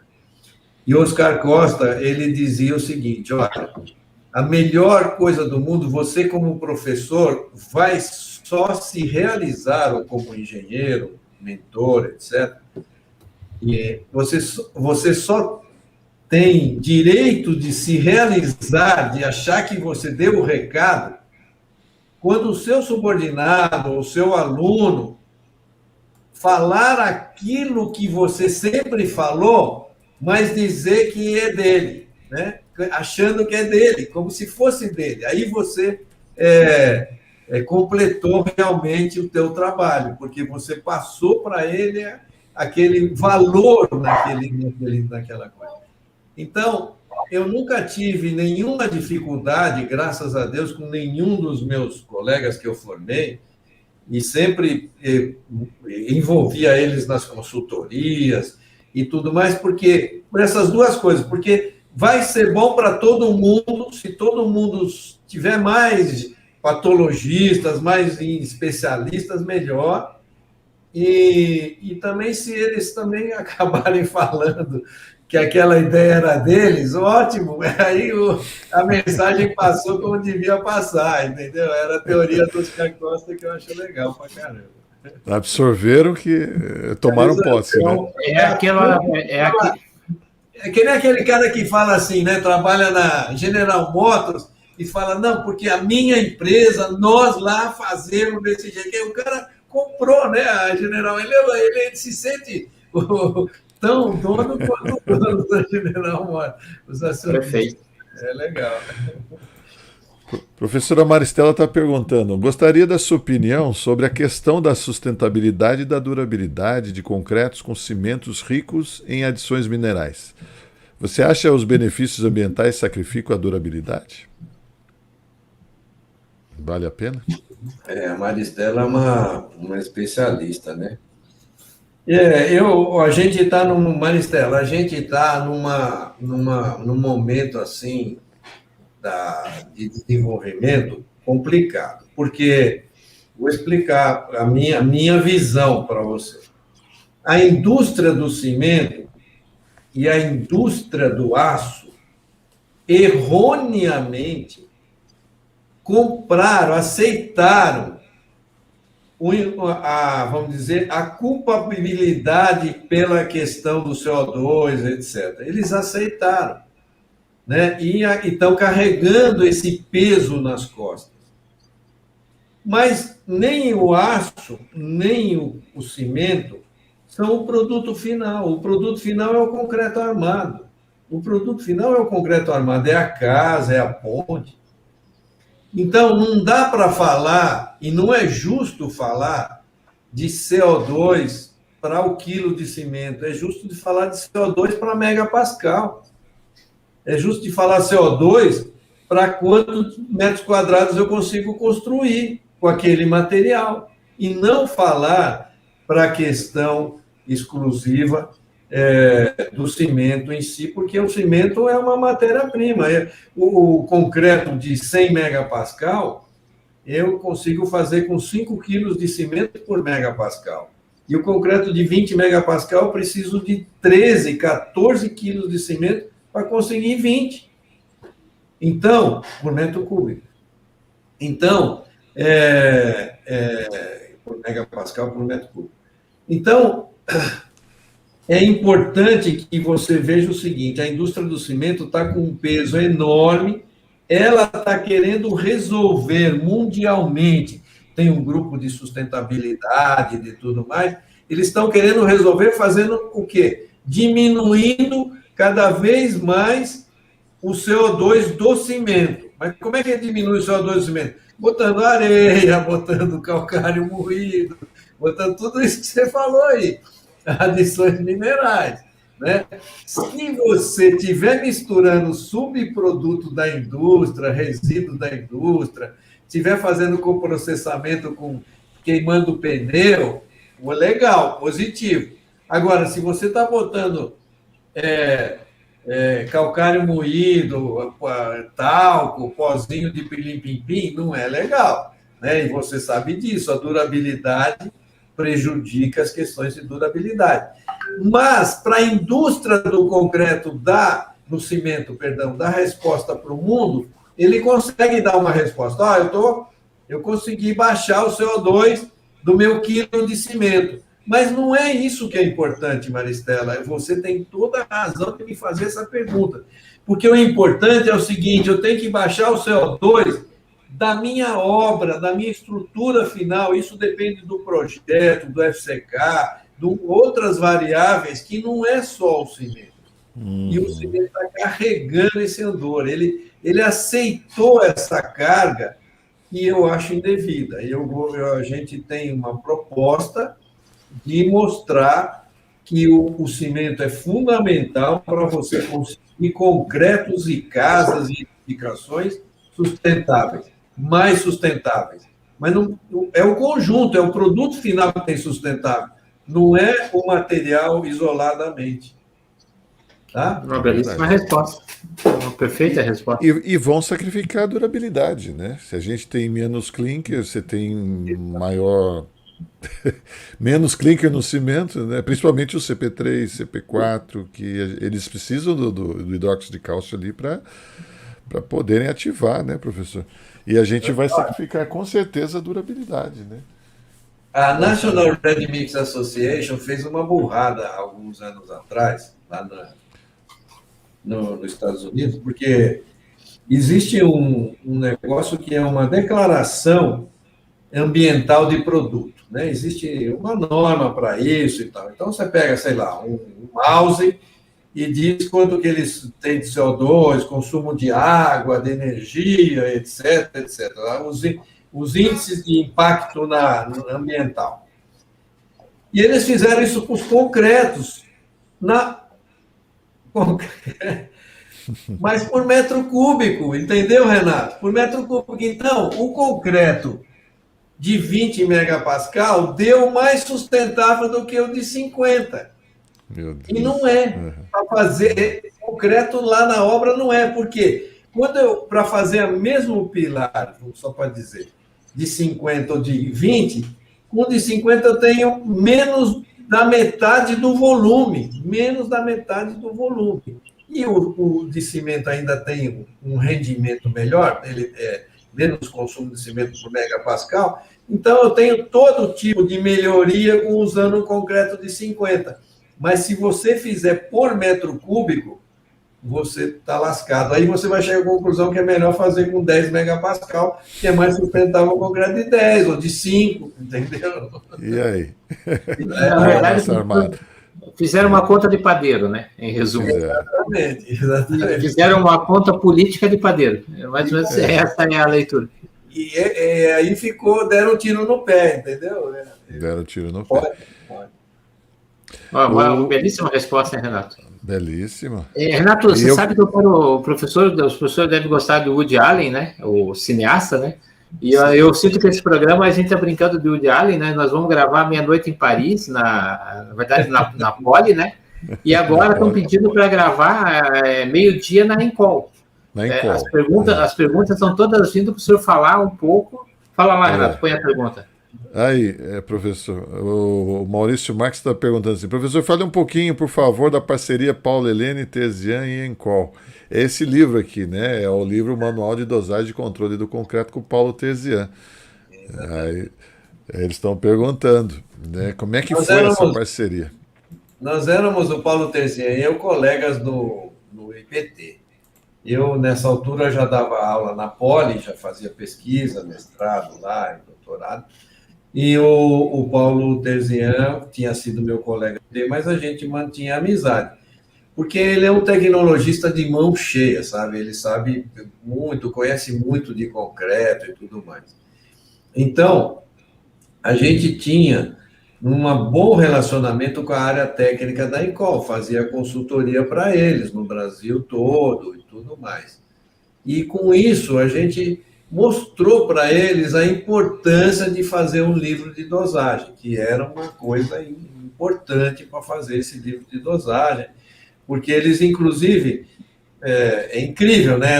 Na final da década de 80 e década de 90, e a Encol produzia concreto na obra, ela tinha 600 canteiros de obra, e não eram em toda, metade era concreto misturado de usina, e metade dos canteiros era concreto virado na obra, como a gente fala, né? O termo. E de maneira que esse livro caiu bem para eles na época, foi tudo bom, e para nós também, porque a gente organizou aquilo que eu estava falando, a gente organizou as ideias, né? E a parte, por exemplo, de laboratório, que foi o Paulo Terzian contribuiu muito, em tudo ele contribuiu e eu também. Mas na parte de laboratório, tem umas passagens muito legais em que ele ilustrou, né, muito bem. O Paulo Terzian é um grande companheiro. Eu tenho sempre tive poucos livros eu escrevi sozinho, sabe? Sempre eu escrevo com outro colega, a gente soma as experiências. Melhor Posso serem dar? dois, né? Melhor serem dois. São umas experiências. Professor, eu vou passar rapidamente. Aqui eu tenho toda uma coleção que não está completa, mas só para as pessoas terem ideia. E embaixo aqui no vídeo, né, aparece a data, né? Você fez uma chamada depois, que você quiser parar naquele livro que você fez a chamada, aí a gente comenta também ele um pouquinho. Tá bom. Então, olha lá, em 94 a tradução da Carmen Andrade, né? O professor Antônio Carmona e Paulo Helene, sobre manual diagnóstico de obras deterioradas por corrosão, né? Também um livro muito Posso bom. falar desse aqui? Posso falar? Para esse. Não, o próximo. O próximo, concreto. Uhum. Com uma meta. Esse aí eu tinha feito, isso foi em 94. Em 91, eu fiz o pós-doc, em 91, 92, o pós-doc lá em Berkeley. E Certo. conheci o Paulo Monteiro, que já conhecia, porque tinha sido meu aluno e meu estagiário no IPT. Então, olha só. Mas o Meta eu não conhecia, e fiquei conhecendo lá, assim, pessoalmente, conhecia do livro dele, das obras, dos artigos dele. Aí fiquei conhecendo ele lá e tal, e bolamos, né? Eu fiz o convite para eles traduzir esse livro para o Brasil. E eles toparam, né? Eles toparam. E aí a gente fez essa tradução. No dia, olha bem, no dia do lançamento do livro, lá na Escola Politécnica, ia ser uma festa enorme, estava prevista uma palestra do Kumar Mehta, logo de cara, os livros todos impressos para fazer a tarde e noite de autógrafos e tudo mais, coquetel. Ele tinha chegado no sábado, com a esposa, tinha chegado no sábado na esposa. Domingo ele não passou bem. Segunda-feira, de madrugada, ele piorou. Puxa. Aí o Paulo Monteiro, que era mais próximo dele, conversou comigo e nós levamos ele para o Hospital do Coração. Olha. Chegou lá, internou e ficou uma semana internado. Nossa. Quase que fez cirurgia, fez cateterismo, fez tudo que tinha direito. Meu Deus. E, resumo da ópera, no dia da inauguração, o Meta estava no hospital, Paulo Helene estava no hospital fazendo companhia para ele, e foi o Paulo Monteiro fazer a palestra de abertura. Então, você vê que coisa danada. Agora, nessas horas é muito importante, amigo. Essa brincadeira custou, na época, uns 30 mil reais. Nossa. Quem bancou foi a Encol, porque eu tinha amizade lá e a diretoria lá, e principalmente o Ceoto, defendeu a causa e acabou.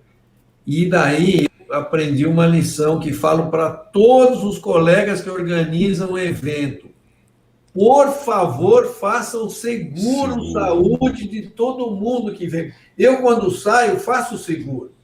Então, a gente faz, eu passei a pedir, todas aquelas pessoas que eu convidava, eu pedia, por favor, façam um seguro saúde aí, porque eu não vou ter condição, se vocês passarem mal aqui, de bancar o hospital.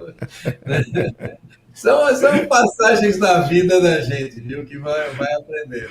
E isso é simples, não custa muito o seguro saúde para você viajar para o exterior. E você pode fazer por 2 meses, 1 mês, 15 dias. Né? Perfeito. Bacana. O livro do Oswaldo, né? Oswaldo do Cascudo. Que era já apresentamos aqui. Mestrado. Mestrado. Muito bom, cara. Muito bom. E o Manual da Rede Durar, essa é uma rede Durar latino-americana, que é um programa CITED patrocinado pela Espanha, muito bacana também. Ainda tem essa rede, professor? Não, assim, ativa não. Ela ainda tem é o professor Olades de Rincon, que é a que coordena. E a rede de reabilitar sou eu. Tá.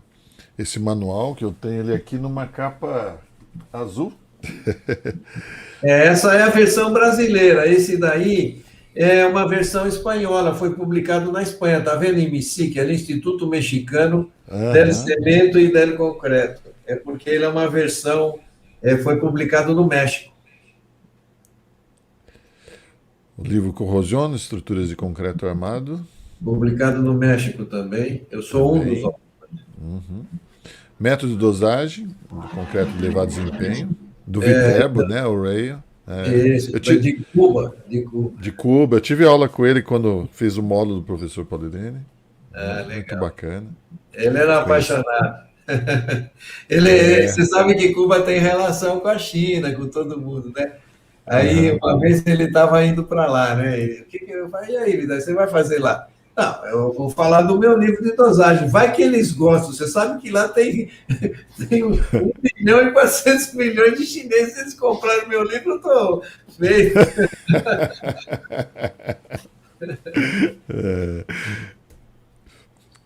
High Performance, né? Concrete é do H. É do ACI. É da CI, ACI. Do ACI. A gente fez esse evento e publicou o livro e aproveitou porque era um dos primeiros edifícios de 50 megapascal aqui no Brasil, o edifício Senu, ali na Marginal. Né, o Senu. Esse edifício é muito interessante. Olha nessa fachada aí, Renato e Paulo. Eu acho que não aparece a minha setinha. Aparece a minha setinha? Não. Parece. Parece? Peraí, não, é a minha que eu estou ampliando aqui, ó. Aqui, ó. Na fachada, essa foi uma concorrência braba, uma concorrência de 3 empresas construtoras pesadas aqui de São Paulo. E ganhou a que eu estava dando consultoria, que era uma de Salvador. Ganhou a concorrência que foi feita, não é concorrência pública, é uma concorrência aberta, mas a empresa é tudo de capital americano e tudo mais, né, das Nações Unidas. E esse edifício aqui, o projeto original do Mário Franco, era um pilar a cada 3,5 metros, com 25 megapascal. Aí nós entramos no negócio, propusemos usar 50 megapascal, passar para um pilar a cada 7 metros, quer dizer, você está vendo que a fachada vem com um pilar falso, está vendo o desenho embaixo? Estou vendo. Para acompanhar as outras duas torres, que as outras 2 torres eram 25 megapascal. E nessa nós fizemos 50 e tiramos um pilar. E com isso a gente conseguiu fazer a forma voadora, porque tinha espaço para fazer uma forma voadora e conseguimos fazer em 13 meses, uma semana de antecedência, a gente concretou esse heliponto lá em cima. Em 13 meses nós fizemos 37 pavimentos, mais o heliponto, com 50 megapascal. Porque 37. viabilizou a forma voadora, né? A forma voadora que passava para o andar de cima, fazendo um pilar a cada 7 metros, e não um pilar a cada 3,5 metros, que aí inviabilizava. E tem pessoas bacanas aqui, né? O Prudêncio, o Malhotra e a Denise Dalmolin, né? Os dois fizeram mestrado, doutorado. Fizeram. Turma boa. Outro trabalho do Durar, né? Aí foi uma publicação em inglês, né? Aquele lá era uma publicação em espanhol, isso foi uma publicação em inglês para difundir mais. Eu estou respondendo muitas perguntas aqui, professor, porque o pessoal falou, professor, tem noção de qual que ele já publicou? Nós estamos só no ano 2000 ainda, hein? 2001. Olha lá, prefácio do livro, né, Infraestrutura de Concreto Armado, do Pedro Castro Borges. Pedro Castro, também no Instituto Mexicano. O professor Ernesto Tomás foi orientando o professor Paulo Helene, né? Isso, mestrado. Tecnologia, o doutorado dele virou esse livro, né? Tecnologia, Gerenciamento de Qualidade.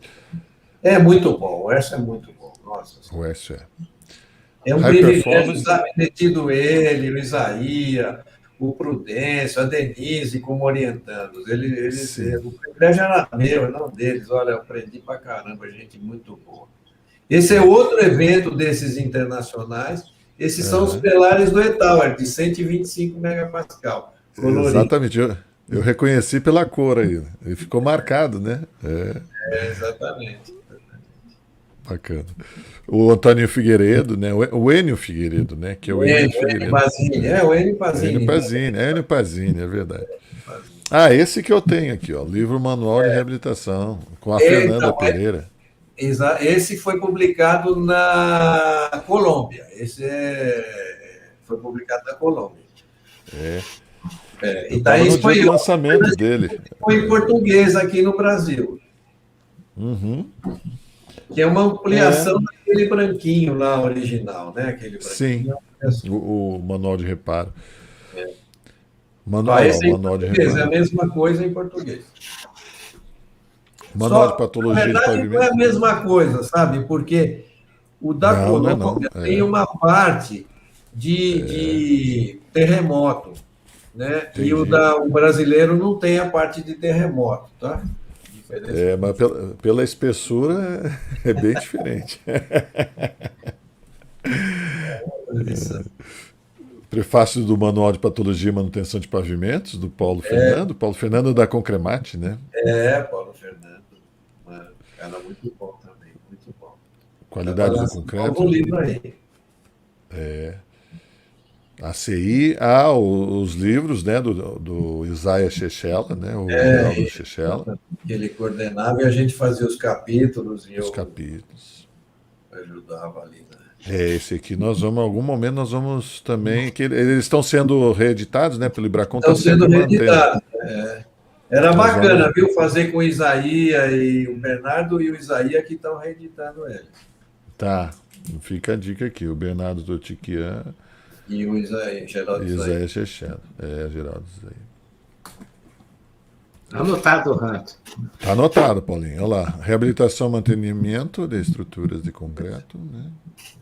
Da Colômbia. A terceira edição do livro concreto do Meta, né? Isso. Aí eles já fizeram, olha que coisa bonita, já fizeram, eles vendem muito desse livro, muito. Doaram os direitos autorais para o Ibracon, viu? Coisa muito doaram. Bacana. A Ibracon publicou e eles não recebem honorário, não recebem direitos autorais, ficou para o Instituto. Que bacana, que bacana. Esse é outro livro que você...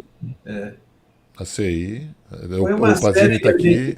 Concreto de alta resistência, esse é o mesmo que você viu lá. É o mesmo, né? Concreto autoadensável, Portugal. Esse é do Calado, foi lá em Portugal. E esse do Calado, sim, conheço o professor Calado. É lá do IFT, né? Não é? Então, mas ele é do... Hoje ele fez está em Portugal, no IST, Instituto IST. Superior. Isso. De Lisboa, né? Eu conheci ele lá. O Luca Bertolini, esse livro fantástico, eu tenho ele também, Materiais de Construção, Apresentação ao Professor. O Ciência e Tecnologia Concreta, esse também do Isaia, né? Chechela. Isaia.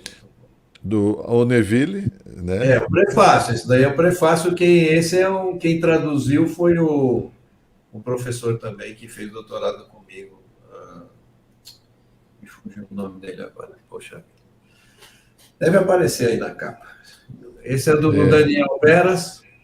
Daniel Corrosão, o primeiro lançamento do Veras, né? Durabilidade, que o Cascudo e a Karaszek fizeram a tradução, né? Do professor Jean-Pierre Olivier, né? Eles fizeram, a Helena e o Oswaldo fizeram o doutorado lá com ele, e aí conseguiram viabilizar a tradução para cá, para o Brasil. Mas aí, né, ele não arrumava tempo, se desentendia com os nossos colegas do Ibracon. Eu entrei no circuito e falei, não, gente, isso tem que sair, porque é muito importante. E graças a Deus ficou muito bom. A Helena vem fazer a live com a gente vai sortear esse livro aqui. Ah, que legal. E o livro que nós vamos sortear hoje, né? Projeto da Durabilidade, do Odd Yorv. É Yorv, né? Que fala? Como é que é o nome dele? Odd Yorv. Yorv. Esse livro aí é o seguinte, o Odd, quando eu estava fazendo o pós-doc lá em Berkeley, ele também, que é da Noruega, ele também estava. Nós coincidimos o período de pós-doutorado lá em Berkeley. O Meta e o Paulo Monteiro.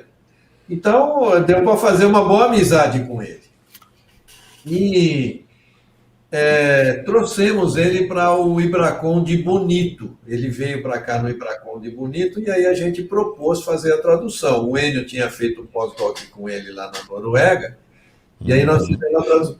E é aquele livro que eu gostaria de ter escrito, sabe? Porque é muito bacana, porque ele dá todas as dicas de como você fazer um projeto de durabilidade das estruturas de concreto. Que bacana. Todas as receitas, tudo aberto. Te diz o site onde você pode entrar e baixar as informações. É muito bacana.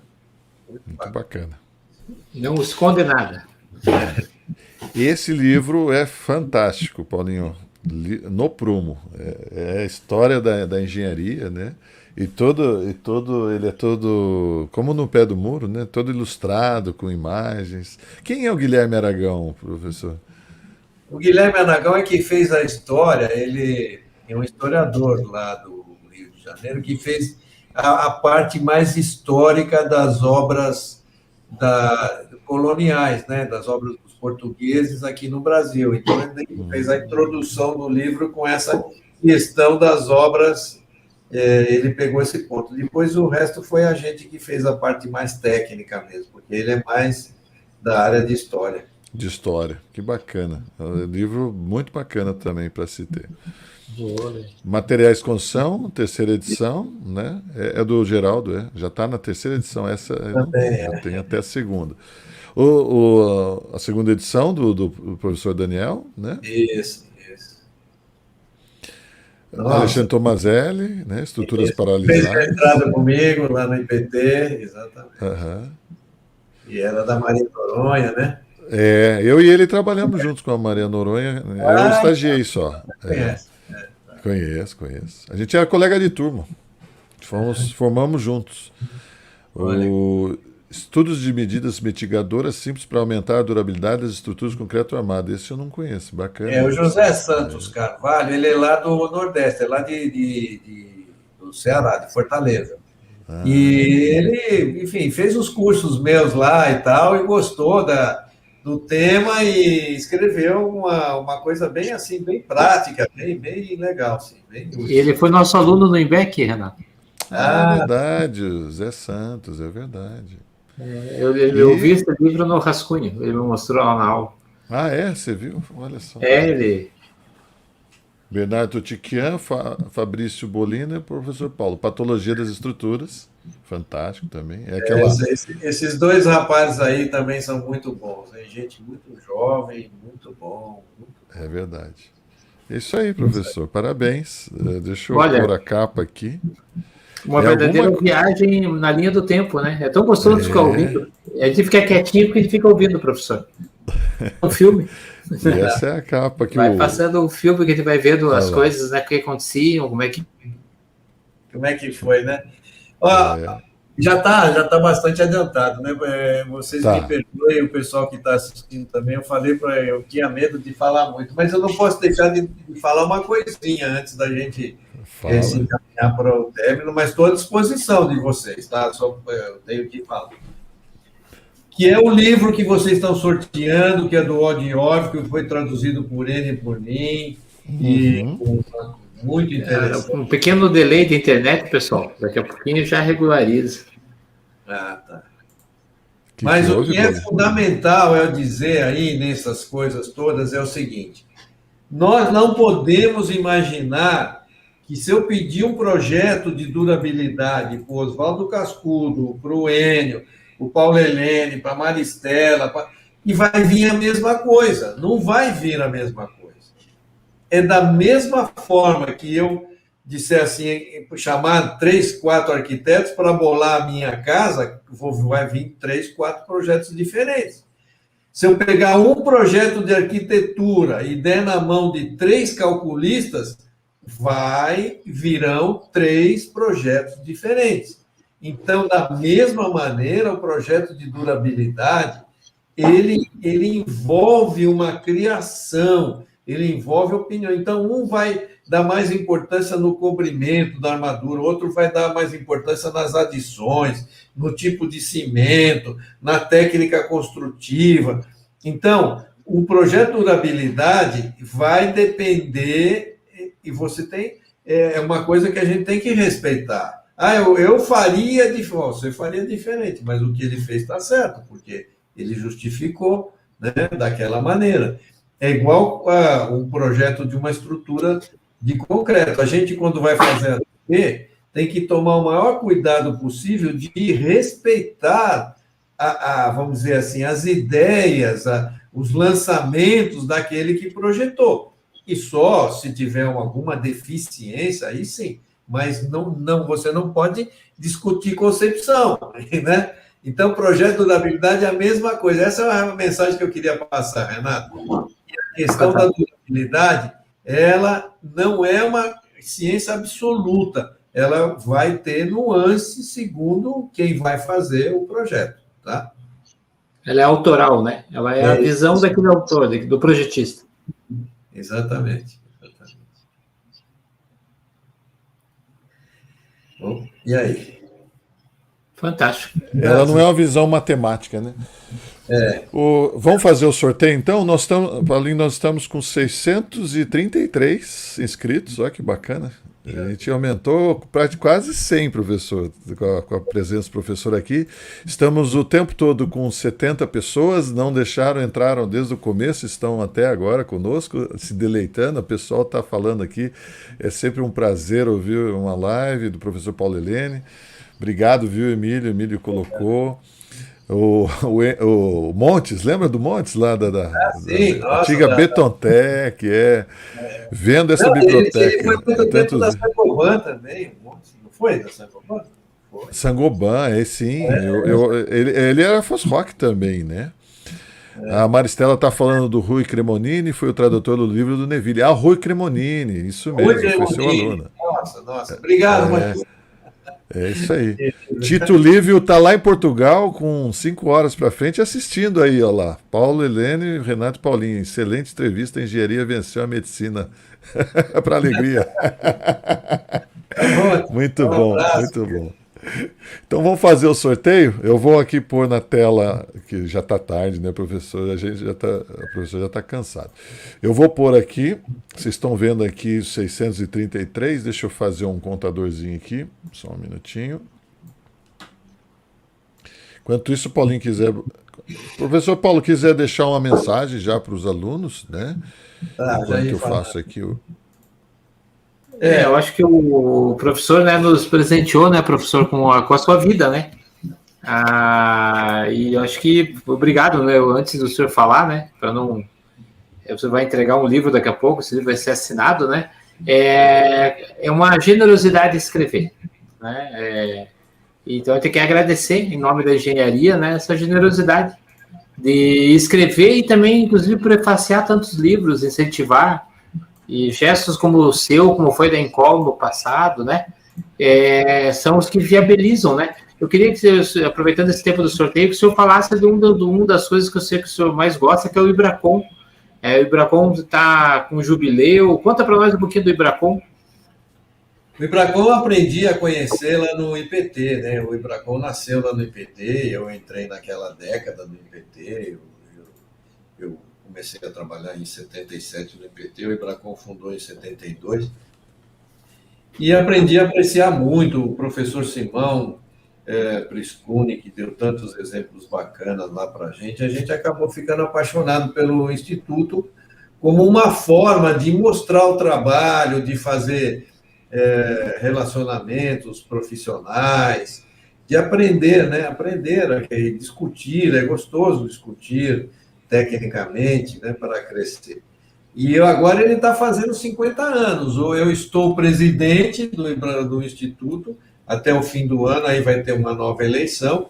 E no ano que vem nós vamos comemorar em Brasília os 50 anos da instituição. Eu acho que vai ser uma festa muito bonita. Eu espero que represente. O Hugo Armelin deu até fez uma imagem muito boa, represente a primavera aí, a primavera da retomada presencial.